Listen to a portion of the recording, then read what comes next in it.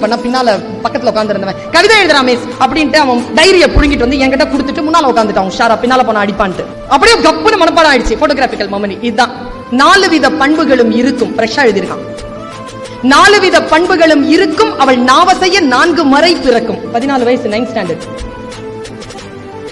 4 வித பண்புகளும் இருக்கும். அவள் நாவசைய 4 முறை பிறக்கும். விழி சந்திரனோ சூரியனோ என்று தினம் மையமெழ கண்களிலே ஜாடை பல தெரிக்கும் உடல் சிலிர்க்கும். அன்றொரு நாள் பெண்ணவளை பார்த்தேன். அன்றொரு நாள் பெண்ணவளை பார்த்தேன். அந்த பெண் அழகை கண்டு மனம் வேர்த்தேன்.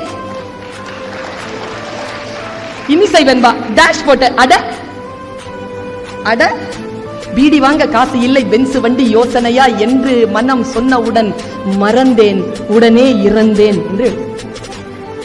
எனக்கு எங்கிருந்துதான் கலவரமாச்சுன்னு தெரியல. புத்தி நேரம் திருக்குறள் எல்லாம் அப்புறமா பாத்துக்கலாம் மூடி. ஏய் வெள்ளவான், நீ நம்ம ஜாதிக்கார பயலா இருக்கிற, கவிதை எழுதுற, சொல்லு. எது கேக்குறீங்க? சூப்பரா இருக்குடா, குழந்தை மாதிரி ஆனா பாருங்க சட்டுன்னு. நிஜமாவா மிஸ் அப்படின்னா? ஆமாடா சூப்பரா இருக்குடா. யாருக்கிட்டையும் சொல்ல மாட்டீங்களே? சொல்ல மாட்டேன். பிரின்சிபல் கிட்ட போட்டு கொடுக்க மாட்டீங்களே? போட்டு கொடுக்க மாட்டேன். பேரு சுஜாதா மிஸ் +2. சொன்னா சார், நான் சொன்னேன் எப்படிடா +2ங்கிற, நீ 9th ஸ்டாண்டர்ட் இருக்கு. நான் 3 வருஷம் ஃபெயில் மிஸ். பாரு, அந்த ஞாபகத்துல இவன் ஃபெயிலா இருக்கிறான். அவனை வழிபடுத்துறதுக்கு யாரும் இல்ல. மொழியை அவனை சரி செய்வதற்கு நல்ல ஆசிரியர் இல்லை. நான் சொன்னேன் இந்த பொண்ணெல்லாம் தூக்கி வை, அது ஒரு இன்ஸ்பிரேஷனா வச்சுக்கோ. கவிதை உன்ன மாதிரி யாருக்கும் வராதரா. எழுதுறியா? எனக்கு எழுத வருது மிஸ், ஆனா எனக்கு சரியா தெரியல மிஸ், நீங்க சொல்லி தரீங்களா? ஒரு பாட்டு சொல்றேன்டா, எழுது நீ. தான தனந்தன தான தனந்தன தானா தன தான தனந்தன தான தனந்தன தானா. தெரியல மிஸ். சரி இப்படி சொல்றேன், அந்த வயசு பையனுக்கு புரியுற மாதிரி. அவ வானத்து நிலாவை வளைச்சு போட்டு வச்சிருக்கா பொட்டு. அவ வானத்து நிலாவை வளைச்சு போட்டு வச்சிருக்கா பொட்டு. அது அத்தா மனச தொட்டு. இவ்வளவுதான் கவிதை. எழுதுவியான? விட்டுருங்க மிஸ், நான் எழுதிக்கிறேன்டா. கண்ணுக்குள்ளி இருக்கு காவேரி போல காத்து இருக்கும் பொண்ணே. அந்த பொண்ணை பத்தி தான் எழுதியிருக்கிறான். அவனால அங்கிருந்து வெளியில ஏற முடியல, அவனுக்கு இன்னும் பயிற்சி தேவை. நான் சொன்ன வானத்து நிலாவை வளைச்சு போட்டு வச்சிருக்கா பொட்டு. அவன் சொல்றான் கண்ணுக்குள்ளி இருக்கு காவேரி போல காத்து இருக்கும் பொண்ணு.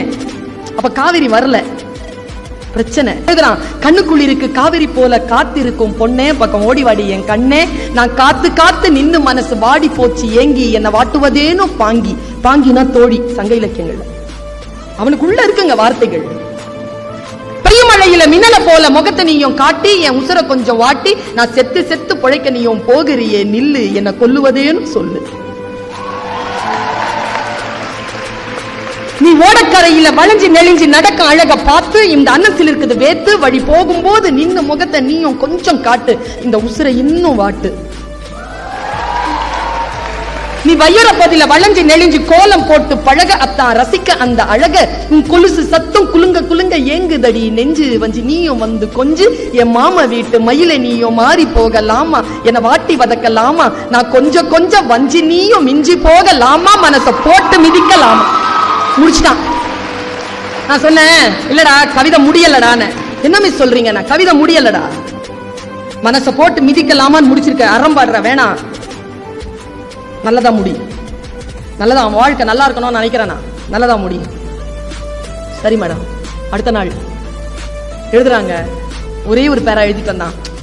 நீ காலு மேல காலை போட்டு அலைஞ்ச தண்ணி மேல, நீ காலு மேல காலை போட்டு அலைஞ்ச தண்ணி மேல என் மனசு பதிஞ்சதால, நான் ஓட்ட போட்ட ஓடம் போல ஆடுறேண்டி சாலம், நாம கூடுவது எந்த காலம்.